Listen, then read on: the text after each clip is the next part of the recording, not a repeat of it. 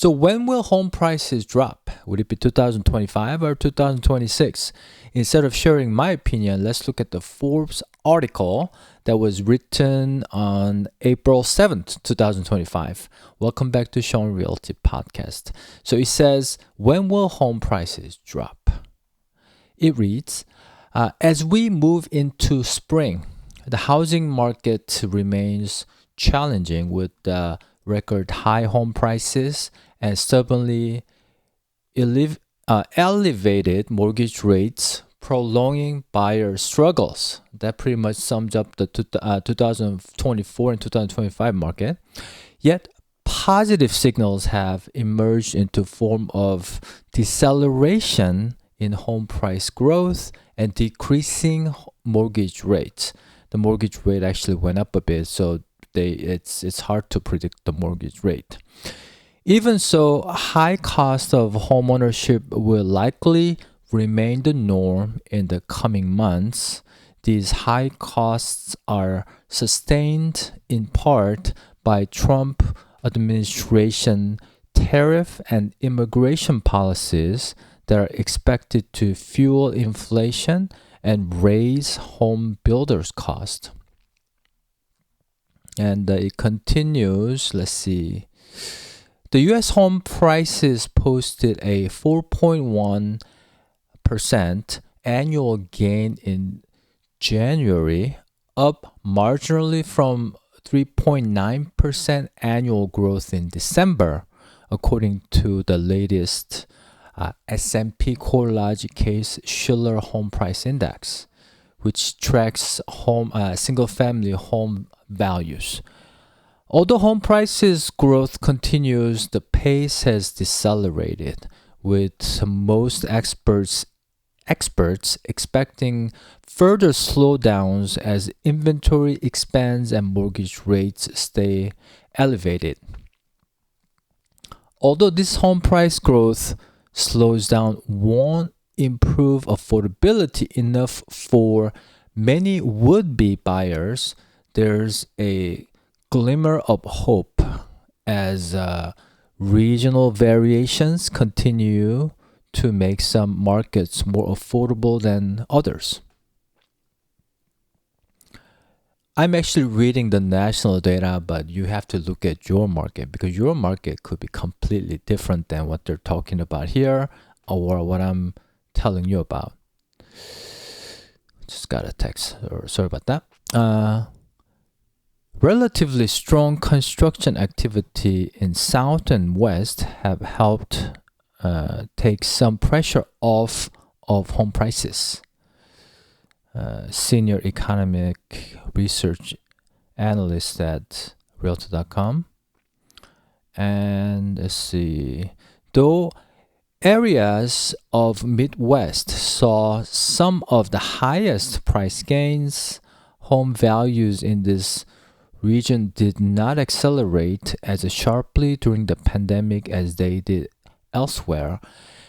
As a result, many local markets remain among the most budget-friendly for home buyers. I mean, let's just face it, Midwest is cold. That's my opinion. Current events impacting certain markets. Additionally, experts say markets impacted by current events are seeing changing conditions. Wildfires in Los Angeles have already driven rents higher, and home prices also likely will be pushed up in the metro itself and the surrounding area as displaced homeowners search for new homes. Chief economist at Bright MLS, they emailed the statement in, and it says also point that increased listing activity in Washington, D.C. Amid job eliminations and return to office mandates.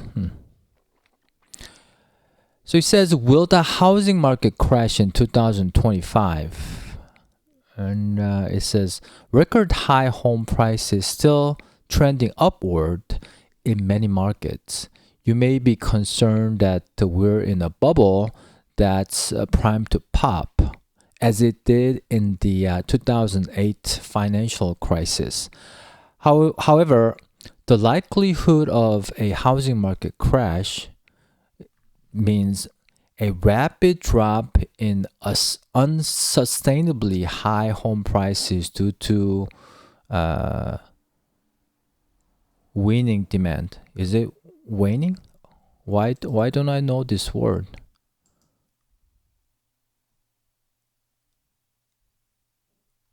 That's interesting. Oh, wane. Is it wane? Waning. You know, Wane. wane. Yeah. Gosh, sometimes like simple English word just don't register in my brain. Well, I didn't grow up in this country, so that's my excuse.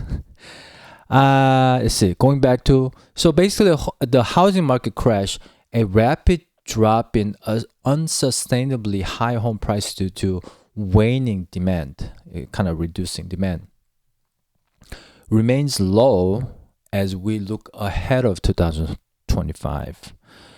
The record low supply of houses on the market protects against a market crash. Yeah, because of the lock-in effect. Executive Vice President of Production at Angel Oak Mortgage Solution, a non-qualified mortgage lender. Experts also quick to point out that today's homeowners are on much more secure footing than those coming out of 2008 financial crisis, with many having substantial home equity. What more, a record number of homeowners today are mortgage-free. That's the big difference between 2008 and now is that in 2008 there had been, financial crisis, but at the same time there are bad loans, the subprime loans. So people who couldn't really afford any mortgage, they had multiple mortgages in some cases because they just gave out the mortgage like a candy at like a kid's park. And the other part is that back then, because people didn't have the equity. Right now, we have a lot of equity because of the big price doubling in 2020 to about 2022. So a lot of people have equity. They can do like a cash out refi or home line of equity. So there is the economic stress, but people are using the home equity and you don't have to sell because of it right now. So let's see, what's the monthly mortgage payment for new homeowners in 2025? A typical home in February 2025 costs roughly $357,000 according to Zillow. Buyers who put down 20% on a typical home financed at a 6.76% mortgage rate. The average 30-year fixed mortgage rate last week of February have a monthly principal and interest payment of $1,854. Yeah, that's because 20% down. Now, with many first-time home buyers that I work with, the ones who are not getting their parents' help, it's rare to see 20% down payment. People who are getting help from their parents, they sometimes can put 30, 35, 50% as high as I've seen. But just like, the single family, young family, I haven't seen 20%. Like 20% of $357,000 is, what is that? 30, about $70,000, right? And not many people will save up that much. Anyways, I wanted to point that out.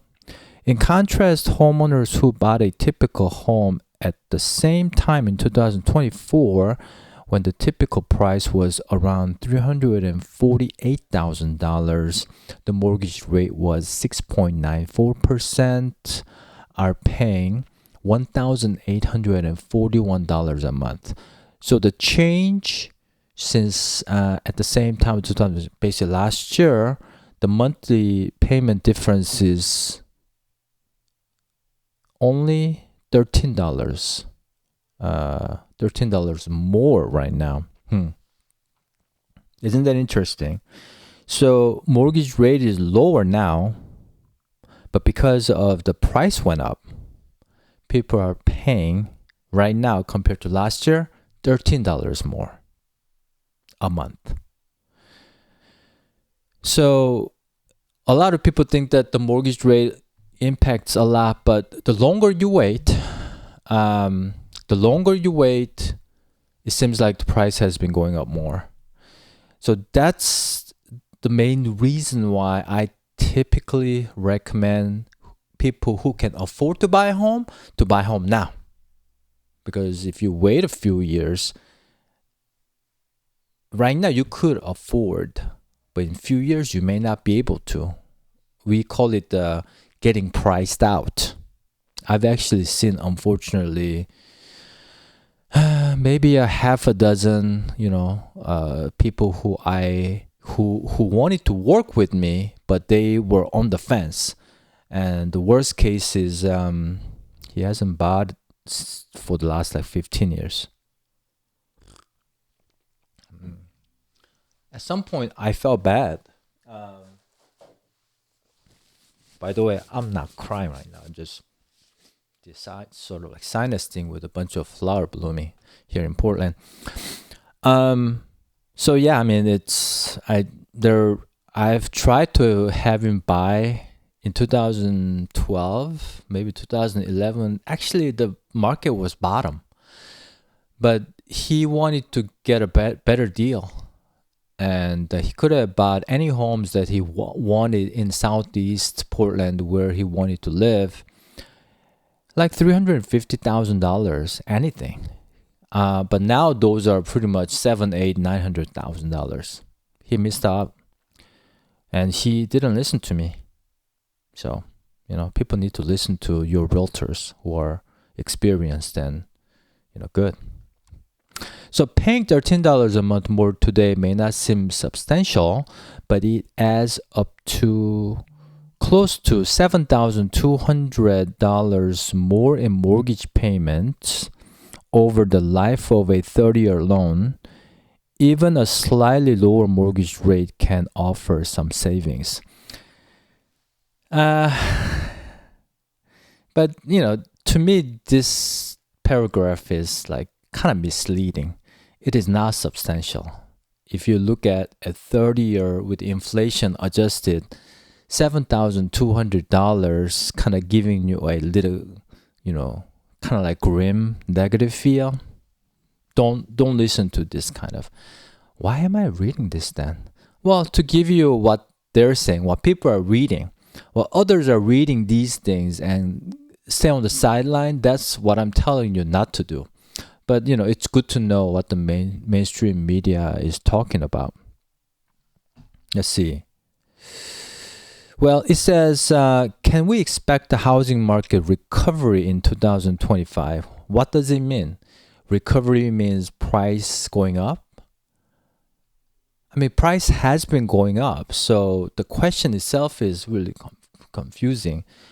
Recovery for the buyer, meaning price dropping, yeah, I mean, that could be a good question, but can we expect a housing recovery in 2025? We already recovered and still appreciating, but let's see what they're saying. At a minimum, for a housing recovery to occur, two primary conditions must improve. The first one is housing inventory needs to increase. The second one is mortgage rates need to fall. It's an obvious one, but so the main headline question should be,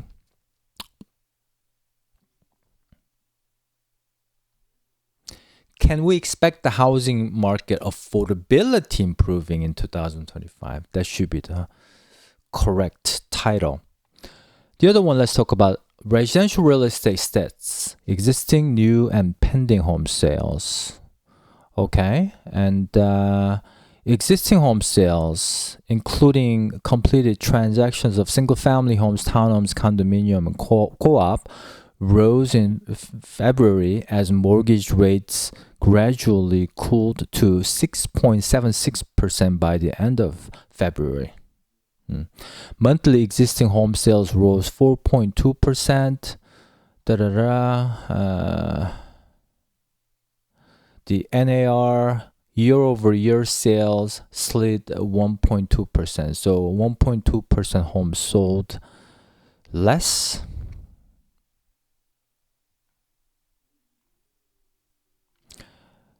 But NAR is hopeful the increasing supply will boost activity.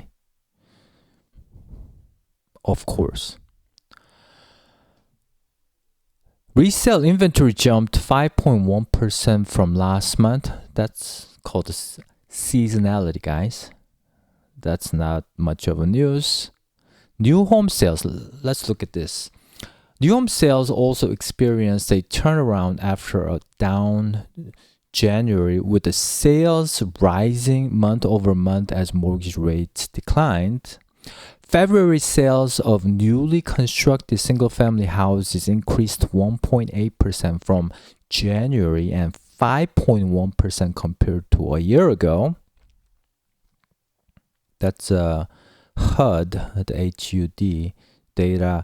New home inventory sits at healthy 8.9 month supply. New home inventory sits at a healthy 8.9 month supply. The question you have to ask when you read something like this, for who? Is it healthy for the buyers? Is it healthy for the sellers? Because it's not healthy for the new home builder sellers right now. They're struggling, in my opinion. Maybe healthy for the buyer because the price is going down. However, with the tariffs adding to builder costs and expect a slowdown in new construction and dwindling stock, I find that the mainstream media always make political key points into negativity and tying into economic. So when I looked at the tariffs on brand new home construction, I believe there were only about 7% of the materials need to be imported when you're building a house. The rest, about like 94%ish, 93%ish, is the material that's made in the United States. So 93% of the new home prices isn't really subject to tariffs because they're domestically produced. So that's what it is. But the media always try to make it look worse.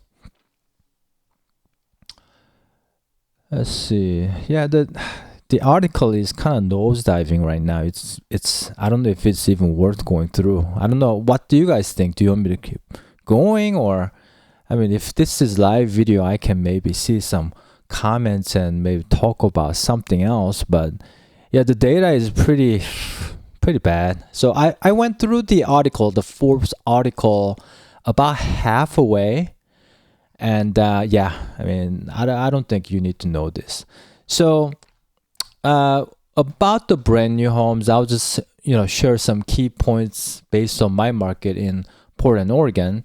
I see about 5% of the seller's credit that is offered by the home builders.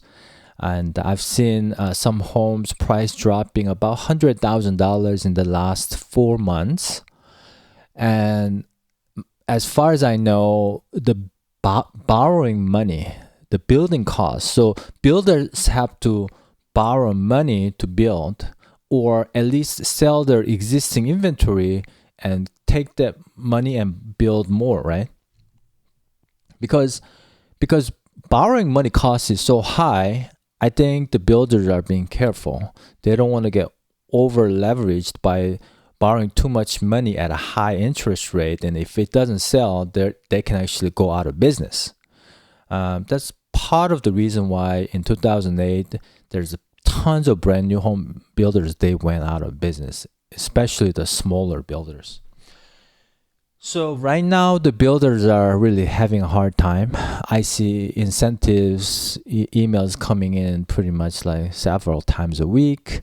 I've seen price reduction, about 5% of the purchase price toward the seller's credit that you can use to buy down the rate or pay the closing costs or pay off the homeowners association fees, whatnot. So that's what's going on in new home build. With the resale, I see more of a necessity home sellers, people with a job change, family member death, newborn babies, newlywed, divorced. Those are the main necessity life-changing events are the majority of the resale home transactions. There aren't many people just doing move up or move down kind of ladder or within the city. I don't see that often right now because it doesn't make sense because of the lock-in effect. So, I hope that gives you what Forbes says about when the market is going to crash. What I can tell you is that this article really didn't address it. They really don't know. They don't know. So, yeah. Maybe I wasted your time, or maybe I gave you another point of what to listen to, what not to listen to. But yeah, if you have any comments, questions, or anything like that, leave a comment. And if you have any questions about the Portland, Oregon market, I offer 20-minute free consultation, so you can give me a call. And like a home value, the median sale price in your neighborhood, how much your home is worth. There was one frequently asked question by a seller: what does a listing agent do? Yeah, that was kind of new one for me. But yeah, I hope this was helpful. Please subscribe if you like this video so you can see more videos. And enjoy the spring weather in Portland, Oregon, and hopefully everywhere else. And I'll see you on the next video. Bye now.